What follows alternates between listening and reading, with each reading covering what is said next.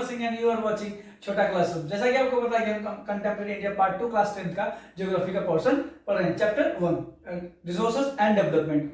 माफी चाहता हूं कि 2 दिन में वीडियोस आपको नहीं मिले हैं, थोड़ा अस्त व्यस्त था, टाइम सेशन और टाइम नहीं मिल पा रहा था। तो आज से जो रेगुलर आपको क्या वीडियोस मिलेंगे वो एक दिन गैप करके, ठीक है। तो फिर से अब अपने टॉपिक के वापस आते हैं। उम्मीद करते हैं कि वीडियोस आपको पसंद आ रहे होंगे। उसको शेयर करते रहिएगा, लाइक करते रहिएगा, सब्सक्राइब करने के लिए बोलते रहिएगा। और उम्मीद करते हैं कि वीडियोस पसंद आ रहे होंगे और उसका रिस्पांस भी हमें मिल रहा है, अच्छा लग रहा है। आपका जो सपोर्ट मिल रहा है उसके लिए बहुत बहुत थैंक यू। और फिलहाल अभी इस चैप्टर को आगे बढ़ाते हैं, जो कि आपका नया टॉपिक लेकर आए हैं हमने, land degradation and conservation of lands. That means कि जो आपके लैंड रिसोर्सेज को हमने देखा था, क्लासिफाई किया था इंडिया में लैंड रिसोर्सेज का यूटिलाइजेशन कैसे है, उसका यूजिंग पैटर्न क्या है इंडिया में, वेस्ट लाइन्स कितने हैं, ठीक है, फॉलो लाइन्स कितने हैं, net sown area, net crop, gross crop area, ये सारी चीजें हम लोगों ने पढ़ लिया था, ठीक है। तो नेक्स्ट पॉइंट आपका है land degradation and conservation of the land, यानी कि जो आपके लैंड रिसोर्सेज की जो क्वालिटी डिक्रीज हो रही है उसका कारण क्या है और उसको बचाए रखने के लिए कौन कौन सी चीजें अप्लाई की जाती है या फिर की जानी चाहिए, उसका कारण क्या है डिग्रेडेशन का, और उसको बचाए रखने के लिए, फ्यूचर जनरेशन के लिए यूज में लाने के लिए उसका जो सॉल्यूशंस है वो इस वीडियोस के थ्रू हम लोग इस टॉपिक में देखेंगे। चलिए स्टार्ट करते हैं वीडियो को बिना लेट किए।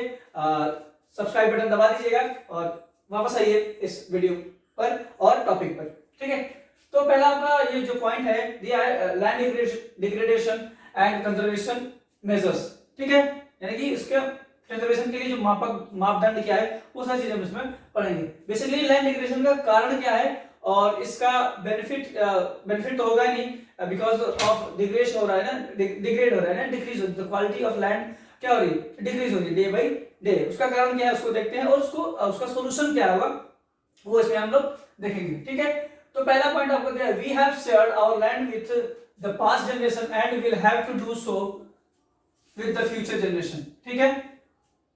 दैट मीन्स कि जो लैंड फॉर्म है हम लोग का, जो भी लैंड रिसोर्सेज यूज करते हैं वो तो आपके पास्ट जनरेशन से लेकर और हम लोग की जनरेशन तक अभी तक है, और हम लोग भी छोड़ कर अगर जाएंगे तो हमारी फ्यूचर जनरेशन के लिए वो चीजें काम आती है। यानी कि लैंड तो स्टेबल है लेकिन उसका यूटिलाइजेशन हम कैसे करते हैं, हमारे पूर्वज लोगों ने कैसे किया, उन्होंने कैसे बचा के रखा तो हमको यूज करने के लिए मिल रहा है, हम लोग इसको कैसे बचा के रखें कि हमारे आने वाली जो जनरेशन है वो भी इसका यूटिलाइजेशन कर सके, ठीक है। तो ये एक तो मोरल पॉइंट ये हो गया basically introduction, how we use our land, और दैट मींस कि हम लोग अपने लैंड्स का यूज कैसे करते हैं इसको हम लोग इसमें देखेंगे। 95% of our basic needs for food shelter and clothing are obtained from land, यानी कि जो हमारी बेसिक नीड्स है, जो मूलभूत आवश्यकता है जिसको हम लोग रोटी कपड़ा मकान बोलते हैं, दैट मींस ये सारी चीजें आपका डिपेंड करती है लैंड रिसोर्सेज पे, ठीक है। रोटी का मतलब कि फूड है ना, कि जो फूड हमको मिल रहा है, खाने के लिए मिल रहा है, वो आपकी जो रॉ मटेरियल्स है, ग्रेनरीज हम लोग उत्पादन करते हैं, सब्जियां उत्पादन करते हैं, फ्रूट्स होते हैं, वो सारी चीजें क्या होती है लैंड रिसोर्सेज के ही थ्रू होती हैं। और आपके शेल्टर जो घर मकान हम लोग बनाते हैं, बिल्डिंग्स बना रहे हैं, रहने के लिए जो जगह है, ठीक है, उसको सिक्योर करते हैं। क्लॉथिंग जो इंडस्ट्रीज है, आपको कपड़ा पहनने के लिए जो इंडस्ट्री स्टेबल होती है वो लैंड रिसोर्सेज पर क्या है बेस्ड है, ऑब्टेन करते हैं हम लोग यही से, ठीक है। तो दैट मींस कि 95% ऑफ द ऑल नीड्स, हमारे जो बेसिक नीड्स हैं हम कहां से पूरा करते हैं, आपके लैंड रिसोर्सेज से ही पूरा करते हैं। बेसिक नीड्स में आपके फूड शेल्टर एंड क्लॉथिंग, यानी कि रोटी कपड़ा और मकान। Next thing, most of the human activities have brought land degradation as well. They increase nature forces to cause damage to the land. Most of human activities, यानी कि जो आपके land degradation यानी कि भू निम्नीकरण, यानी कि आपका जो क्वालिटी ऑफ लैंड रिसोर्सेस है उनकी क्वालिटी क्या है, डे बाय डे डिक्रीज होती जा रही है। कुछ हमारी ह्यूमन एक्टिविटीज होती है, मोस्टली हमारी ह्यूमन एक्टिविटीज की वजह से ही होती है, और ह्यूमन एक्टिविटीज ही नेचर को फोर्स करती हैं कि जो आपके नेचर में उपस्थित प्रेजेंट में जो उपस्थित आपकी जो लैंड रिसोर्सेज है उनकी क्वालिटी वो डिक्रीज होती है, ठीक है। यानी कि दैट मींस कि अगर हम वन है, पेड़ है, काट देते हैं तो हमको जो छाया मिल रहा है, उससे फल मिल रहा है, उससे लकड़ियां जो मिल रही है, वो सारी चीजों से हम क्या हो जाएंगे, वंचित हो जाते हैं। यानी धीरे धीरे ये सारी चीजें हमको कारण बन जाती है। धीरे धीरे छोटे छोटे पैमाने में करने के बाद ये हमको बड़े पैमाने पे ये हार्म पहुंचाती है, ठीक है। और हमारी प्रकृति को, जो आपका नेचर है, उसको थोड़ा सा ऑप्रेसिव बना देती है ना, हमारे प्रतिकूल बना देती है, ठीक। तो most of the human activities have brought land degradation, यानी कि आपकी क्वालिटी ऑफ लैंड रिसोर्सेज है उसको डिक्रीज करने में बहुत ज्यादा हाथ किसका है, ह्यूमन एक्टिविटीज का। और ह्यूमन एक्टिविटीज ही क्या करती है, नेचर को फोर्स करती है। जैसे मान लीजिए अभी मैंने बताया कि पेड़ काट दिया तो उसकी जड़ें निकाल दिया, तो दैट मीन्स यहाँ पे सॉइल इरोजन भी होगा, उस एरियाज में आपके ग्लोबल वार्मिंग की समस्या भी आएगी, टेम्परेचर इंक्रीज होगा, वो बहुत सारी चीजें उस पर डिपेंड करती है ना। एक चीज यानी कि एक डिफॉरेस्टेशन अगर हम करते हैं, वनोन्मूलन करते हैं, यानी कि वनों की कटाई करते हैं, तो उस एरिया में टेम्परेचर इंक्रीज हो जाएगा, ठीक है। रहना मुश्किल हो जाएगा, खाने पीना और रहने के लिए बहुत तकलीफों का सामना करेंगे। वहां की जो सॉइल है, सॉइल की जो स्टेबिलिटी है, उसको काटने से क्या होता है, डिक्रीज हो जाता है, जिससे सॉइल इरोजन भी होता है। आगे हम लोग इसको पढ़ेंगे, ठीक है। नेक्स्ट दिया है activities like deforestation, overgrazing, mining and quarrying are lead to the land degradation, ठीक है। और एक्टिविटीज क्या है मैंने बताया, डिफॉरेस्टेशन यानी कि वनोन्मूलन, यानी कि वनों की कटाई करना, ओवरग्रेजिंग यानी कि अति पशु चारण है ना, ग्रेजिंग फील्ड्स जो थे उसमें अधिक से अधिक पशुओं को चराना, माइनिंग जो है आपकी माइनिंग कोल मिनरल्स को निकालने के लिए जो माइनिंग कोल माइंस होती हैं, ठीक है, मिनरल्स को निकालने के लिए, एग्जॉस्ट करने के लिए अलग अलग जगह, अलग अलग स्टेट्स में आपकी माइंस बैठाई जाती है, यानी जो माइनिंग होती है, खनन कार्य होता है। ये सारी चीजें आपको किसको बढ़ा देती हैं, आपके लैंड डिग्रेडेशन को। Mining sites are abandoned after excavation work completed, ठीक है। यानी कि माइनिंग कैसे आपको लैंड डिग्रेडेशन में कॉज करती है ना। उसका रीजन ये है कि जो माइनिंग होता है, माइनिंग मिनरल्स को निकालने के लिए होता है, उसको यूटिलाइज करने के लिए रॉ मटेरियल निकाल लिया जाता है एक ही झटके में, है ना, कि कुछ टाइम पीरियड में वो जो मिनरल्स उसमें आपके लैंड रिसोर्सेज के अंदर जो मिलने वाले मिनरल्स हैं वो निकाल लिए जाते हैं, ठीक है। तो उसके बाद क्या होता है कि उसको वैसे ही खुला छोड़ दिया जाता है। जब वहां पे काम कंप्लीट हो जाता है, लोग वहां से हट जाते हैं, कंपनियां, साइट भी, जो भी वहां का मैनेजमेंट सिस्टम है वहां से टोटली हट जाते हैं। जैसे आपने अभी मूवी देखा है ना केजीएफ, तो केजीएफ जैसे आपको दिख रहा है उस मूवी में, अभी आप देखोगे ओरिजिनल केजीएफ, ठीक है, तो वो पता नहीं उबड़ खाबड़ लगता है कि बहुत पुराना है ना, जैसे सिंधु घाटी सभ्यता का कोई पुराना स्थल खंड हो, वैसे वो दिखाई देता है। यानी कि वहां पे जो गोल्ड मटेरियल्स थे उसको निकाल कर वो उस लैंड को वैसे ही खुला छोड़ दिया गया, ठीक है। कुछ डाटा भी हैं आपके। तो अभी आपके इंडिया में जो है 13 करोड़ हेक्टेयर, ठीक है, इतनी भूमि जो है निम्नीकरण के अंदर आती है ना, लैंड डिग्रेडेशन के अंदर 13 करोड़ हेक्टेयर, है ना। और उसमें से जो है 28% ऑफ द जो इसका हिस्सा है आपका 13 करोड़ से 28% आपका वनोन्मूलन के कारण होता है, और कुछ इसमें और 56% of land degradation based on the soil erosion, ठीक है। ये कुछ डेटा हैं आपको उसमें पढ़ने को मिलेंगे, ठीक है। नेक्स्ट कॉजेस क्या होते हैं, जैसे कि ये छोटा सिंपल हमने बता दिया। कॉजेस और हैं, कॉजेस ऑफ लैंड डिग्रेडेशन। पहला दिया आपका यहाँ पे फॉरेस्टेशन, सॉरी डिफॉरेस्टेशन। डिफॉरेस्टेशन मतलब ये होता है कि वनों की कटाई करना due to mining in states like Jharkhand, MP, Chhattisgarh, Orissa, ठीक है। डिफॉरेस्टेशन माइनिंग में भी जो आपके अगर कोई आपके मिनरल्स को वहां पे क्या किया जाता है, देख लिया जाता है ना, इंडिकेट कर लेता है, उसको सर्वे करने के बाद अगर आपको उस लैंड एरिया में कोई मिनरल्स मिल रहा है तो वहां की जो वनों की है वो काट दिया जाता है, ठीक है। पहले तो वन डिफॉरेस्टेशन, उसके बाद माइनिंग के बाद उस फील्ड को वैसे ही छोड़ दिया जाता है, ठीक। डिफॉरेस्टेशन लाइक आपका झारखंड में, एमपी में, छत्तीसगढ़, उड़ीसा, ये अभी मैं ये Jharkhand sorry MP and Chhattisgarh दोनों को मिलाकर बहुत सारी यहाँ पे आपकी क्या है, वन संपदा है ना, फॉरेस्ट रिसोर्सेज यहाँ पे बहुत ज्यादा हैं, किसमें, एमपी और आपके छत्तीसगढ़ में, ठीक। नेक्स्ट आपका दिया ओवरग्रेजिंग। ओवरग्रेजिंग कहाँ किन स्टेट्स में होता है आपका, गुजरात, एमपी, महाराष्ट्र और राजस्थान। ओवरग्रेजिंग का मतलब अति पशु चारण, यानी कि बहुत बड़ी मात्रा में लोग क्या करते हैं, पशुओं को चराने के लिए भी जाते हैं, उससे भी क्वालिटी ऑफ सॉइल है, जो ह्यूमस है वो खराब होता है, ठीक है, वहां पे फर्टिलिटी में कमी आ जाती है।